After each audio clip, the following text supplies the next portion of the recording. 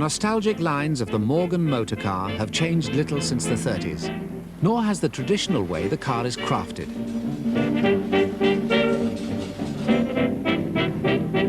Today, Morgan has become one of the great British names, in demand all over the world as the classic hand-built car.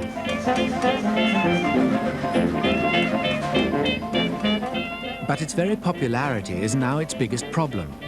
The company is faced with a backlog of orders they can't meet and waiting lists which have stretched to over 10 years. They desperately want to make more cars, but how?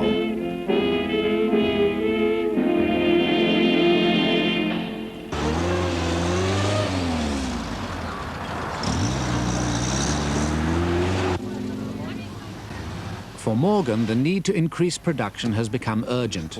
But you already did have... Sir John Harvey Jones, ex-chairman of ICI, is one of Britain's best-known and respected industrialists. He's agreed to try and help the company, which has fascinated him since his childhood. As a boy, I used to lust and yearn for the day when I could own a Morgan three-wheeler. They were a great thing to dream about. My first car was a three-wheeler. Was it really? Where did you come from? Leicester. How long did it take you? What you shut off last the April? Pretty way.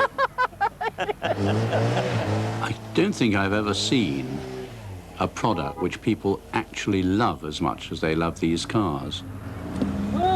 It's clear it's got the most tremendous appeal. At the moment, we're delivering cars to people who ordered them in 1978.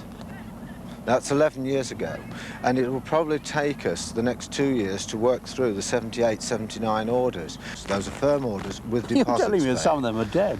Some of them are dead, right? 3 or 4 that I happen to know about, having looked through the list.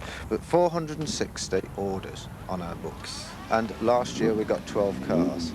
Well, on the basis of 12 cars and a list of 450 people, it's a 40-year waiting It's on paper, it's going to 40 years.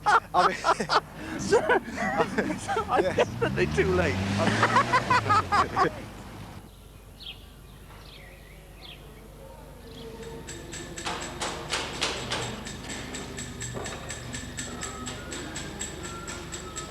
We do not want this long delay of, well, we're having to quote 4 to 5 years at the moment. And frankly, I think that's a shame because people want Morgans, you know, and in England, they're pretty patient, they will wait. But obviously we lose out on customers. I mean, I know when we show at the motor shows, people come up to stand, oh, how long does it take to get a Morgan, you know? Oh, 3 to 4 years. Oh, that's too long, and they just walk off. Nobody could kind of quickly increase the numbers of Morgans produced or do, you know, double production overnight or something like that. You couldn't, because all the people we have here, virtually, they are all trained here. Training a Morgan worker can take up to 4 years, because the company is still making cars in the same hand-built way it has since it began in 1909. It's still a small family company, employing 130 people and turning out just 9 cars a week. Peter Morgan is determined to preserve the tradition and the business his father built up.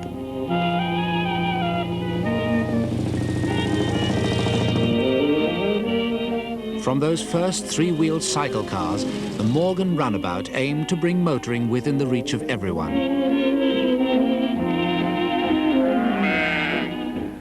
But by the 30s, 3-wheeled cars were on their way out, so Morgan launched their 4-wheeled sports car. It's this model that's been the basis of the Morgan style ever since.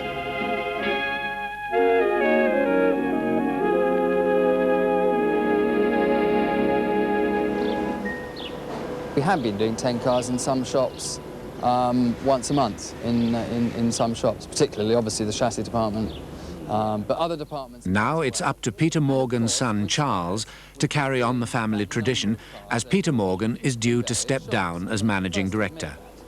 But what we haven't done... Charles Morgan is determined to tackle the production problem and has been trying to increase output gradually. He wants the workforce to agree to make 1 extra car a week. a move from 9 to 10 cars a week. In other words, I'm afraid, I don't want to name a particular department, but... That 10th car to a shop with 3 in is worth a lot more than what it is to a shop with 18, which we've got. Well, it's not actually. Not if we do this and we look at what people actually get. That's exactly what I'm saying, actually. Is that it does work out, but you can't say that until we do it. Really, it's our job to make the cars and your job to sort out the money side of it. So, you're trying to get us to sort everything out in that respect. No, we're not sorting. No, to work it out, see if it works. We'll sort out the money, but then the only way. Yeah, but you've been saying this for years about this 10th car. We never get any nearer to it. Well, you haven't been making it. That's the problem. That's what I just said, because we haven't had a figure on the on the board in black and white saying what we're going to get. Well, no. I think Sir John Harvey Janes could teach me an enormous amount of managerial skills, which I never learned at university. We are a very traditional company, even down to not having a computer. But I think there's a very strong argument to say that we could be just that bit bigger and as successful as we are now.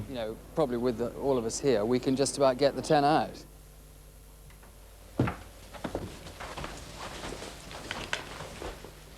Before I visited the factory, I spent some time going through the accounts. What at first sight looks absolutely great, an enormous demand for the product, really conceals, I think, a number of problems. They're just not making enough profit to reinvest to secure the long-term future of the company. The first thing that immediately strikes you is that the company isn't going anywhere very fast. The level of sales have been about the same for some time. The level of profits has been about the same. They've obviously made a lot of changes and improvements in the car itself, but they're all fairly modest, and they are plainly stuck at a plateau. And that, despite the fact there's a large demand for the car, so something's very wrong somewhere. But until I see the factory, I can't really judge whether it's a people problem or an equipment problem or a layout problem or what it is.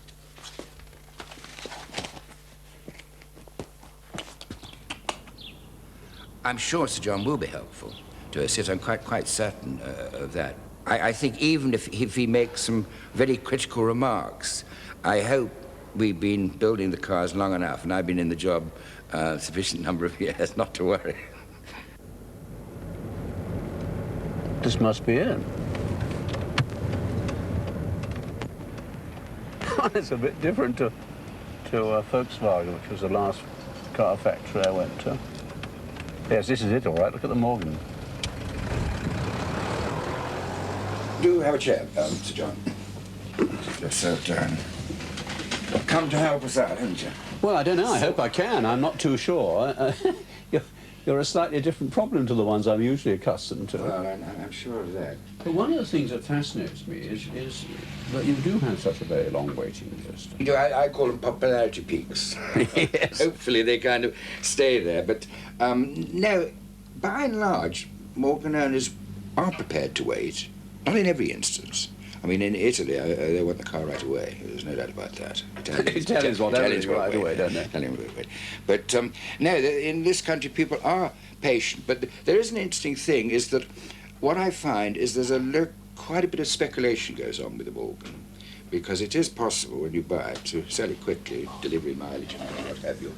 Well, that's one of the things that slightly worries me. It seems to me one of the ways of putting the waiting list down is to push the prices up. Well, yes. It's traditionally, the Morgan has always been a cheap car. And Father, you see, started with a three-wheeler. And that was, I mean, it was £85. But you see, it can't be a cheap car, though, because presumably in a car of this sort, the labour content is, what, nearly, 40% of the cost of the car? Or? I would say between 30 and 40. Yes, I worked out about a third. Yep, I think so. That's a lot, and if that's a fixed cost for you, well, you've got the potential for putting much more money behind the business if you wanted to, but you'd need a higher profitability than you're turning at the moment. That's right, that's right. But I can't see what's stopping your profit going up, except a touching diffidence and lack of greed on your part. Well, I often jokingly say that, you know, if I had a yacht in the Mediterranean, if it didn't turn rough within 2 days, I'd get bored and be rather back here. Hello. Ah! Glad to see you. Yes, good to see you. I had a great chat with Peter, and I'm fascinated to try and see whether your perceptions are the same as his or whether you have different views and what you see the main problems and opportunities as. I mean, obviously, one of my feelings is that, you know, one ought to make more cars to satisfy this waiting list. You know, obviously, if one makes the extra car, that's 40 cars a year, you know, those extra 40, 50 cars would look quite good on our... Would the labour cost be the same? Yes, I mean, that's one of the things that I've, you know, tried very hard to make sure is going to happen this time round. Yes, it should be, but it may be very difficult to negotiate now. Well, that's exactly what I'm in the process of doing. I mean, I quite agree with you, it is difficult. You know, obviously a lot of these arguments do end up on pure money. Well, I certainly don't feel from either Peter or Charles the sort of urgency that I would have expected, nor the readiness to grasp the opportunities, because this company's got the classic opportunity of increasing its prices. If they don't take it, they're not raising enough money to reinvest, and unless they do, they won't survive. Where we are now is obviously the spare parts department. Yes. Within this department here we have both production parts and parts for older vehicles. Well, this is the moment I've been waiting for. Mark Aston, the works manager, is going to take me round the factory. We try to supply parts back to about 1950. Golly. And so, although it's a relatively small department, the parts are obviously spread throughout the factory. How do you control stock levels then? Well, when they start running down, that we can see that they're running down, we reorder. It's a sort of visual control system. That's right, Basically, yes. Absolutely. And then you have, what, some genius somewhere analysing the throughput and deciding what is the appropriate level to carry? Well, that's right. When it gets low, it comes through to Mr. Talbot, and then he comes through to me, and then we reorder. OK, now, walk me through a car. Actually, through the production. I'd like to actually follow where if I were a car, where I'd go. Yeah. No problem at all. What I need to find out is whether, without altering the basically hand-built nature of the car, there aren't ways in which they can produce more and also produce more cheaply. On this side, mount the axle and gradually build up the car until at the Hello? end we can have it all tested.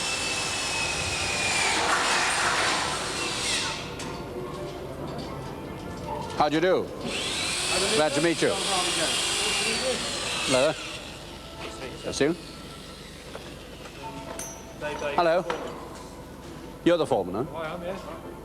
How long have you been working here? 30 years, 31 years. Always on chassis? Yes, yes. My God, you must know your chassis by now. Yes. Have you seen a lot of changes during that time? No, not a great deal at all, no. I'm already beginning to worry a bit about the lack of more than the most elementary jigs or handling equipment, which after all don't make a difference to the essential hand-built nature of the car. Out of the door here.